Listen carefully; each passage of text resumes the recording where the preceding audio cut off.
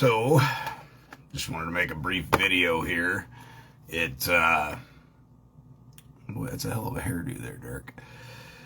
Anyway, it's come to my attention that some people have some great disdain because I have not been able to respond to them. I understand a lot of people are in dire straits, whether it be your mortgage, CPS, credit card debt, traffic citations, all these things that seemingly come upon us, and when it rains, it pours. And I get it, ladies and gentlemen, but it is important for everybody to comprehend I am one man.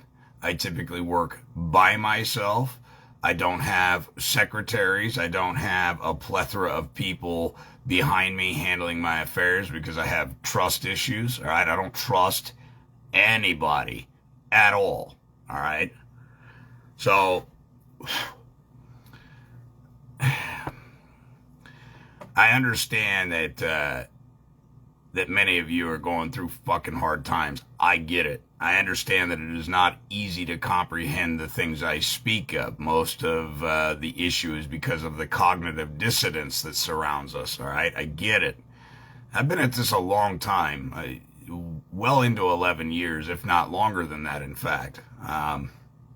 And it's not something that you get overnight. It's not something that I can just do a 16-hour seminar and eureka, you have it, you know, and you can go balls to the wall in holding people accountable. It is not easy fighting systemic corruption. And I got to be the first one to tell you this, and maybe I'm not the first one to tell you this. It's been said hundreds of thousands, if not millions of times. You can do everything right and still lose, all right? And I'm a prime example of that. I've lost cases too. But I see these messages like, you haven't responded to me. You haven't done this. You haven't done that. Understand this. I am not Superman. I alone cannot save the world. All right. Lord knows if I had the ability to, I would. I don't. All right. And I'm a reasonable, practical, prudent man. I comprehend that. Trust me, if I could save everybody, I would do it in a fucking heartbeat, even if it meant sacrificing my own fucking life to bring peace on this earth. But I can't, all right? There's no guarantee of that. You can do everything fucking right and still lose, because at the end of the day, it all depends on the opinion of one or two men or women that make a decision, all right? And when that decision is made, there are other avenues you can go for a redress of grievance, for remedy, but they're costly, and I get it. Everybody's in debt. You know, the bankers got everybody in debt. Nobody owns their shit. Everybody has been deceived, lulled into sleep, taken the free cheese. Remember, even a mousetrap has free cheese, all right? So the free cheese that you take, them fucking stupid-ass fucking U.S. citizen fucking sovereign checks that you get for from the government, is you just accepting the new deal, the new contract. Everybody gets that. That free cheese is subject. I've never taken the free cheese from the government. Not fucking one day in my fucking life have I ever taken free cheese from the government, because I know that it comes with blind adhesion contracts. Some type of allegiance is owed. Some type of loyalty is owed to the district of criminals when you do accept such free cheese, all right? So be warned about that free cheese, all right? Be leery of it. The government, one of the scariest fucking things they ever say is, we're the government and we're here to help. I hear that shit and my fucking brain immediately says, danger, Will Robinson, danger, run, run, run, stranger fucking danger, all right? When you hear, we're the government, we're here to help, that's time for you to go the opposite motherfucking direction. If they say go left, I take an immediate fucking right. Immediately. I don't wait. I don't hesitate, because hesitating in this game will either get you thrown in a cage or get you fucking shot. That's what it boils down to. So I can't help everybody at once. And I apologize to the people who continually are sending me messages day in and day out.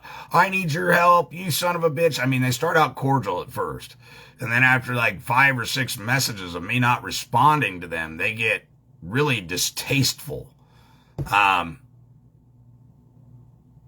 and I feel for you. I get it. I get it. Reaching out to somebody that you feel that could save you in your situation and all you want is a fucking lifeline. That's why I do my videos almost every fucking day for you guys. Every day I spoon feed the masses, and it's not hyperbole, and it's not a bunch of rhetoric or conjecture that I'm disseminating to you guys.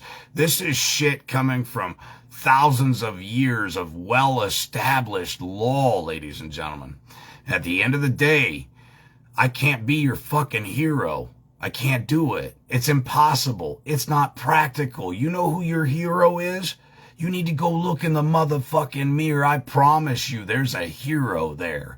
Go look in the mirror and say, I can fucking do this. I will not bend. I will not break. I will not fucking lay down. I will not fucking put up with totalitarian tyranny or terrorism or domestic terrorism from fucking foreign agents owing a foreign allegiance to the district of fucking criminals. I will not put up with it. I will not stand for it. I am my own fucking hero. All right?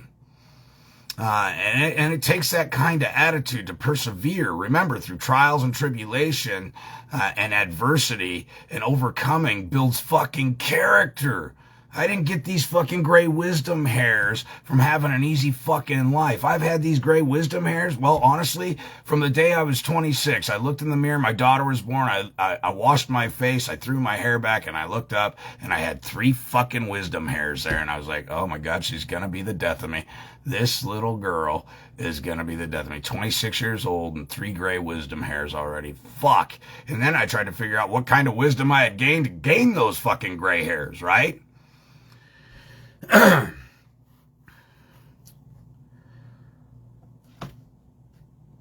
We've all made mistakes. Somewhere down the line, we've been misled, whether it was through the educational system, whether it was from our own parents spewing rhetoric that they've heard throughout the ages, but never done their due diligence to find out whether the shit was factual or not. Okay.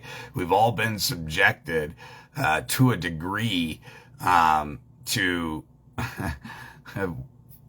ignorance, for the lack of a better term. And it's up to you to decide whether or not you're going to continue to waller in that putrid vial of information that is incorrect, or you're going to take the time to educate yourself. And it's not easy, and that's why I do those videos. Mr. Anonymous one day, he had me reading a bunch of shit. Boy, I was fucking hot. Oh, I was fucking pissed. Everything I was reading seemingly contradicted itself. I called him up. I was madder than a hatter. I said, hey, you know, you turn me on to this literature, and I'm reading this shit, and it is just a perpetual conflict of fucking interest, and it is really pissing me off. And I said, it's like they wrote it intentionally to be misleading, deceptive, and deceiving. And he goes, that's precisely what they did. It's precisely what they did. But do you see the meat amongst the bone, Derek? Do you see what they're actually conveying to you, or are you just reading the words and not comprehending what they're actually telling you? I said it's very hard to comprehend what they're talking about when they're using double speak.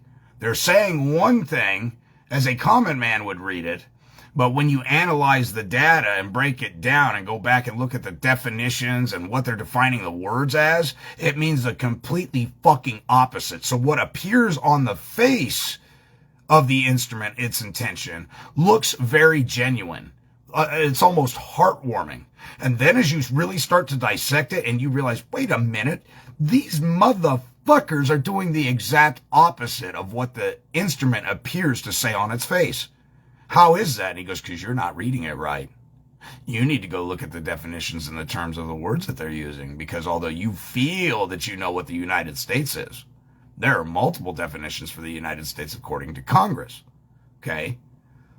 So what and who and what is the subject matter? What is the scope of the subject matter, and who exactly are they giving these directives to? And when you start to break down in their manuals and in their description section what they mean by the United States, then all of a sudden it starts to come to light. Oh, wait a minute.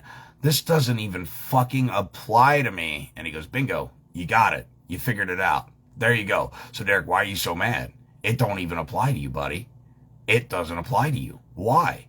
I said, because I'm not part of their organization. And he goes, precisely. However, until you affirm some shit on the record, you are presumed and assumed to be a part of it. So what do you got to do? I said, I don't know. He says, well, you call me back when you figure it out. I thought. Fuck, a week passed by. I thought. I continued to read, and I just couldn't quite fathom what he was talking about. I called him up. I go, I've been at it. I've been reading. I've been thinking. I've been looking at all this shit. I'm just ready to throw in the towel, man. I'm ready to throw in the towel. I can't comprehend it. I don't understand. It's above me. It's beyond my capability of rational thought process to be able to process what you're asking of me. I just can't figure it out. I had plateaued, all right? And this is something that everybody goes through while they're learning. They eventually plateau. They go, Eureka, I've got it all figured out. This, that, the other. This is how it works. And then all of a sudden you go into a court, or you go to the legislators, or you go to the governor and you submit a document to him, tell them this is how it is. And they go, yeah, separation of powers, Derek. Sorry, we'd love to help you, but there's a separation of powers. I cannot intervene or interject at this time. There's separation of powers. I'm going, fuck you, motherfuckers. There's no separation of powers, you cocksucking lion, rat, weasel bastards. I fucking know the truth at this point. Right? You think you got it all figured out. You've plateaued. And then somebody comes into your life and says, have you ever looked at it from this angle? And now you're no longer plateaued. Now you're going back up Mount Everest again. You're not down there at 15,000 feet. You've become acclimated. You kind of seeing how the game works, and now you're able to ascend another 5,000 to 6,000 feet. But the oxygen's starting to deplete at those levels, right?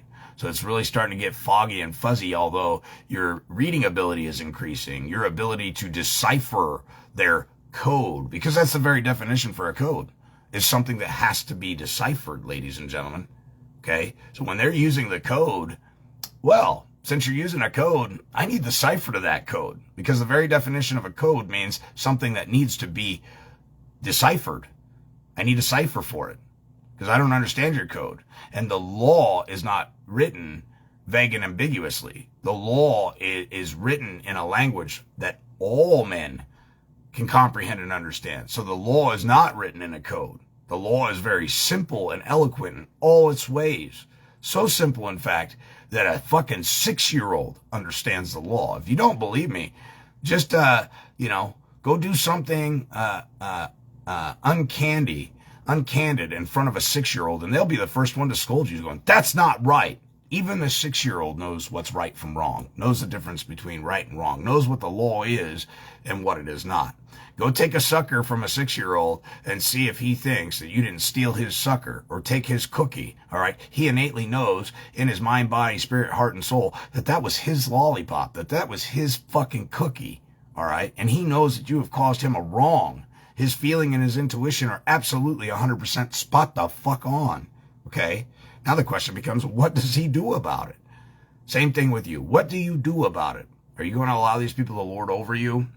Or are you going to take charge and control over your life, handling your affairs over all men because you're competent, you're of age of majority, you've made your declaration of status, you know exactly who the fuck you are, and you will put up with zero bullshit from lying, looting, pandering pieces of shit? That all depends on you. And a lot of it, yes, is attitude. All right, and it doesn't mean that you have to be a fucking sinister prick while you do it, although I like to be kind of an asshole while I rub their nose in the shit that they took in my living room fucking floor, because, well, that's just how it is. Big rant from El Hotet Piro to all people and all peoples. Nice code, man. When you give me the cipher, maybe I'll read it. Then again, maybe I won't, because you know me, I'm busy. But I love you, Keith. So anyway, I just want to tell you guys, I'm with you. I understand that it's difficult. Comprehend this. I'm one man. one guy. There are many brilliant people out there studying this. Keith's one of them.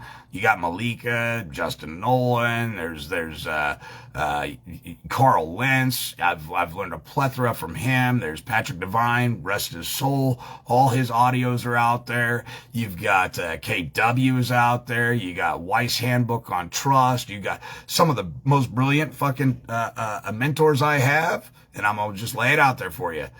Henry R. Gibson, Pomeroy, Joseph Story, John Marshall, all right, John Locke, Aristotle. Those are some of my mentors, and guess what? I've never talked to them a day in my fucking life because they're all fucking dead, all right? But their literature, their manuscripts, their books are still there, and they are packed, jam-packed with wisdom. Not only with just wisdom and enlightenment, but also, they also have templates within their documents. Now, I wouldn't advise just flat out using a template and fucking crossing your fingers on a hope, a whim, and a prayer, thinking that they will work. You must understand them. You must critique and curtail them to your specific issue, all right? And they do work. I have used Henry R. Gibson's Suits and Chancery has a plethora of templates for almost fucking everything. Almost everything.